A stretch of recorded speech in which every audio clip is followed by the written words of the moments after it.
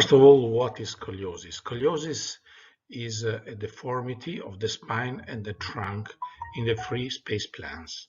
That means there is a lateral curve that we see on the X-ray, but this lateral curve on the X-ray is the expression of the torsion of the whole structure that turns around itself, with associating to the lateral curve a rotation and a distortion. So, in fact, it's a three-dimensional shape of the spine that is shown on a single dimension on the X-ray. Whenever we have a pathology, we have to understand why we treat it. And this was the topic of one important paper published some years ago. And on one side, we treat scoliosis for aesthetics, that is, in fact, the outcome we expect immediately with the treatment. But we treat scoliosis mostly for the future, since we know that above certain thresholds, it increases the risks of pain and of progression during the years that can cause in the older age a posture inflection. So it is highly important to treat scoliosis now for the future of our children. In this respect, we know there are some thresholds. The first threshold is the threshold for diagnosis, and it is 10 Cobb degrees. Below 10 Cobb degrees, we don't even speak of scoliosis, even if we suggest to observe the patient in time if there is a little hump, a little prominence. That means a disparity between the two sides of the trunk when the patient bent forward. Then there is a second threshold that is important for functionality in adulthood, and this is the 30 Cobb degrees. Below 30 Cobb degrees, we don't have any proofs that the risks of problem increase in adulthood. Obviously, this is a statistical point, so it refers to the vast majority of the patients, not to each single patient. And that means also that in adulthood, when there is scoliosis, we just follow up the patient. But if this is the threshold, when we treat during younghood, we try to end treatment below this threshold. That gives us some certainty of not having problems. The other threshold is a threshold above 50 Cobb degrees, and that is connected to a big damage to the spine, and almost certainty of a progression in adulthood, and an almost certainty of problems, and that is also, in fact, the surgical threshold. So looking at these thresholds, you can see from this graph that below 40 Cobb degrees, there are almost no risks of problems in adulthood. Above 50 degrees, there are always, almost always, problems in adulthood. Between 30 and 50 degrees, this curve rises very suddenly and importantly. And that means that in this gray area, the less curve we have at the end of growth, the better it is. And this is what we try to do with the conservative treatment. The other element that we focus when we treat patients is the growth curve. And apart from the first 3 years of age in which growth is at its highest, then until the first signs of puberty, growth is almost regular. And in that period, there are no sudden progression usually of scoliosis. There can be a slow progression that should be controlled and eventually treated according to the importance of the curve to reach puberty with an expected low risk of progression. When we are at puberty, we face really the worst period for the patients. When the growth is the highest, scoliosis usually could really progress at a very fast pace. And that is when we have to really increase our checks and sometimes even increase the type of treatment we provide. This is a simulation coming from a recent study showing the possibility of progression of 3 different curves identified at age 7. so 115, 25, and 35 degrees curves. And as you can see, they reach puberty at different levels, and at that point, the rate of progression is higher, the highest is the curve. And then after the end of puberty, the progression is very slow until the end of growth. And if we look at three curves appeared in three different moments in life, three similar curves, 25 degrees, you can see the prognosis is totally different according to the age of identification, and not only at the starting point at identification, because the later the curve is discovered, the better is the prognosis. The earlier it is discovered, the worse is the prognosis because of the long period of possible progression that we can expect. And for this reason, the youngest the patient, the more careful should be his or her management. And this also shows you that post-puberty, imagining three curves in three different ages, but at the same starting point, 35 degrees, when you see these patients post-puberty, the probability of reaching the surgical threshold of 50 degrees is very low, while if it is in puberty, within a couple of years, more than 50% of patients reach the surgical threshold. And in the prepubertal period, there is a progression, but is less marked than in the pubertal period. What do we know about etiology, the cause of scoliosis? We call scoliosis idiopathic because we don't know exactly where does it come from. So there are a lot of studies that have shown some results, but these results are really specific to single subgroups of patients, and are not generalizable to all of them. So we can guess some mechanisms, but we really don't know where does it come from. We know only that it is a family pathology, so usually it runs within family, even if sometimes you have a straightforward line between generation, and in other times you have a great uncle that had scoliosis, and then it goes to your children. So it is really sparse also, this knowledge. What instead we know very well is how scoliosis progressed, and that is really strictly linked to biomechanical reasons. As you can see from this graph that is produced by a biomechanician who really made a lot of studies to prove this hypothesis was correct, when there is a spinal curvature, whatever is the reason, because there was this spinal curvature, that leads to an asymmetrical loading, and the asymmetrical loading causes an asymmetrical growth. That means there will be part of the vertebra that are chronically compressed, and this grows less, and there are other parts of the curve that are chronically decompressed, and this will grow faster. And this causes, in turn, a self-perpetuating mechanism, a real vicious cycle, because the asymmetrical growth increases the wedging of vertebrae and discs, and this leads to more curve. And that is why our king treatment for scoliosis is bracing, because bracing aims really to revert this vicious cycle. And when we come to treatment, the current guidelines that have been produced by SOSORT, the international society that deals with non-surgical treatment of scoliosis, we have to combine three elements.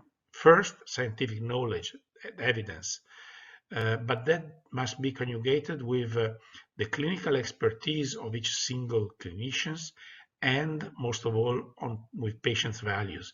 We recently published a paper showing the importance of listening and discussing the different treating options with the patients, obviously according and around what is the evidence for the prognosis of each individual patient. But with adolescents, you really have to open a discussion and find an agreement on the best treatment option, even if that is not the best for the patient, in the sense that the patient always would like not to be treated, but making the patient understand why and how you can achieve some results allow the patient to be treated properly and to adhere to treatment and so achieve good results. And in scoliosis treatment, we use a step-by-step approach, and you can see here the one we use in our institute. And this step-by-step is based on increasing burden of treatment, but also increasing efficacy of treatment.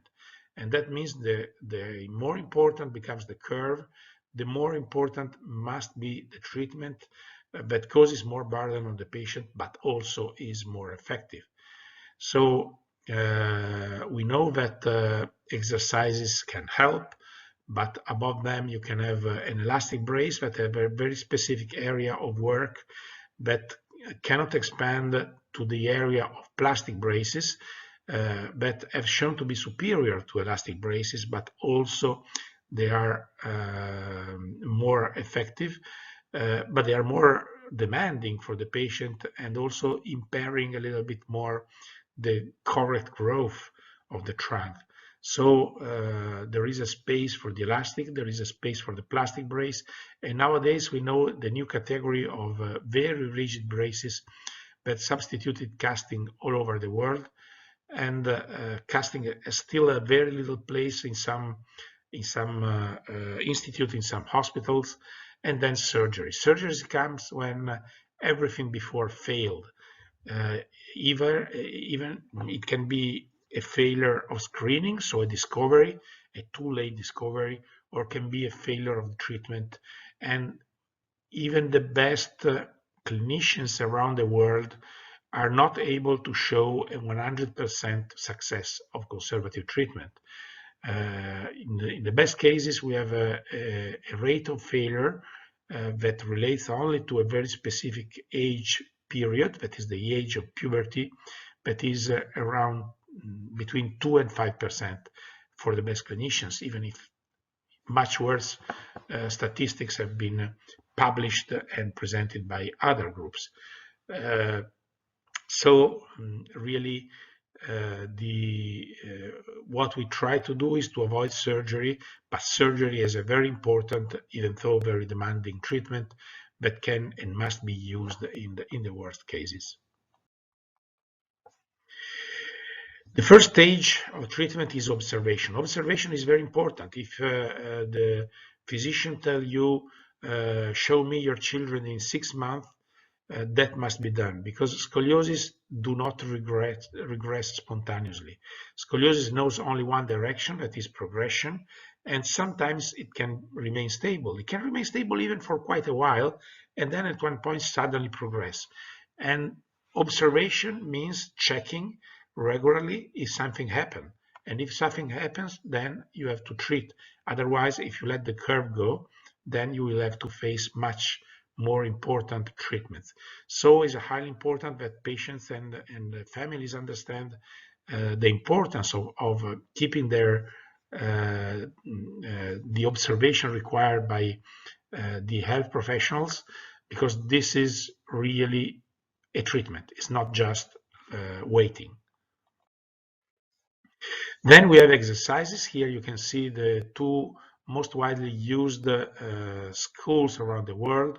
One is the Schrott approach in many different versions, and the other one is the CS approach that is based on an active self-correction by the patient, while the Schrott approach is based on some external help to achieve the maximum best correction. And we have proofs of efficacy of exercises. They reduce the risks of progression. They have some aesthetic results, but still exercises are demanding because patients have to do exercises regularly, and that is and doing exercises every day for 3-4 years throughout treatment is demanding. And also these exercises are a little bit boring. Patients don't like to do these exercises, but still they are effective. They reduce the number of patients braced, and that is an important value for the patients. The aims of exercises is to reduce the progression rate, reduce the number of braces prescribed, and what that is achieved improving, so training functions able to counteract the pathological action. And that means increasing the postural capacity of the patients to react against the gravity force. Which exercises? There are plenty of different exercises that have been proposed around the world to treat scoliosis, but very few have shown a real good efficacy. And I've shown you the two schools that have these proofs in the literature, and they must be based on self-correction and stabilization. And they must be done by experts in scoliosis treatment, not by anyone. And that is highly important. Scoliosis is really not so common, and when a pathology is not so common, it must be treated by well-trained health professionals. The approach we use in Italy and in our institute is the CS approach. That means scientific exercises approach to scoliosis. And you can see in the case of this patient, on the line above and on the radiograph on the left, the spine, uncorrected spine and uncorrected trunk. And if you look at the waist trim line, and if you look at the sagittal plane, you see that there is a correction in the bottom line, and also you can see on the radiograph on the right. And that is the active self-correction that then is introduced in all the single exercises. And as I told you, the area in which we work is the area of the postural collapse. That is, in fact, the difference between a standing X-ray and a lying X-ray, as you can see on the right of this on this graph. And the more we reduced the standing X-ray value, the more we reduce the postural collapse, the less biomechanical negative action there will be on the spine of the patients. And this is what we mostly do, but exercises have a specific range of action.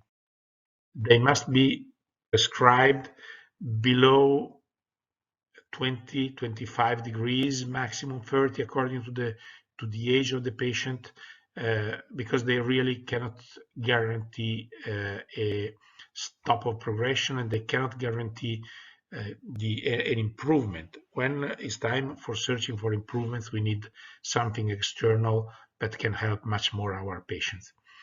And with exercises, we aim at improving posture, in this way reducing the asymmetrical load. We also aim at improving movement strategies, and these two improvements can reduce the asymmetrical growth, reduce the vertebral wedging. In fact, we just stabilizes would be the more correct word instead of reducing. So here you see the place of exercises, and there are now around the world people who propose exercises above these thresholds. This can be done but for research purposes, but this is not really what the international community suggests nowadays for exercises. Perhaps we will discover something else, but this is not yet the truth. What about bracing? You can see in this slide all the braces that have shown some kind of efficacy in the literature. And if you move from the bottom left to the bottom right, and then to the above line from right to left, you will circulate and make a circle around the history of bracing, from the very old Milwaukee brace to the latest very rigid braces, the ART brace and the Sforzesco brace. Aims of bracing is, first of all, avoid surgery. Then, if that is achieved, we try to reduce scoliosis progression. Then, if that is achieved, we try possibly to finish treatment below 30 degrees. So even improving scoliosis. There are proofs that that is possible, even it is very difficult and require a very good approach by all the partners involved. That means the physician, the orthotist, the physiotherapist, the patients and the family. All of them must work well, and if everybody works well, you can achieve even an improvement, not in all scoliosis, obviously, but in some scoliosis can really be a great improvement. And then bracing must improve aesthetics, and that is has also been proven that is possible, but also requires some braces, because according to the type of brace, you can achieve more or less aesthetic results. Braces are effective. This is a cornerstone paper published some years ago in the New England Journal of Medicine, that is the most important journal in medicine, that has shown the effects of bracing in adolescents.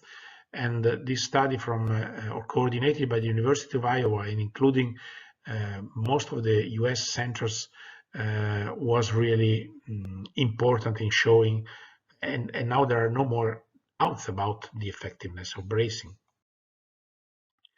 And the way braces work is really through reverting the vicious cycle, creating a virtuous cycle, because braces improve the deformity into the brace, and that for sure reverses the asymmetrical load.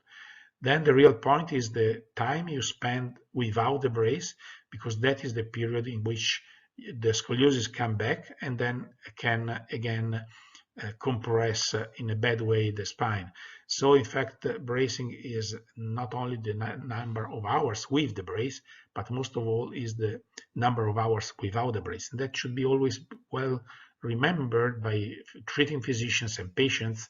And depending on the importance of the curve and the need of achieving some results, you have to be very careful with the dosage for the physician and with the numbers of hours, and respecting and the indication and the adherence on the side of the patients to the required regimen of hours of bracing. And as you can see, there are many different braces. I already spent a few words before about that. And these braces are useful in different areas of the curve. As I told you, braces should be built by experts, should be prescribed and checked by experts, should be followed with expert exercises, and all this expert team is key to achieve the good results. So if your children have a scoliosis that require bracing, search for a team, search for a group of experts that can surround your child with the required expertise and helps you throughout the treatment. This is also a very important point. Patients have difficulties, families have difficulties in this treatment, and a team can provide the right answers and the right support that is crucial to achieve final results. And going back to the SOSORT society, that is the Society for Conservative Treatment of Scoliosis, these are the last guidelines that have been produced in 2016 and published in 2018, reporting the main recommendation. And if you want more information, you can look at that. That is really for professionals, but can also inform non-professionals. And this is it. Thank you for listening, and I hope that this talk can help you throughout this treatment and can help your children achieve the best results they deserve for their future. Thank you very much.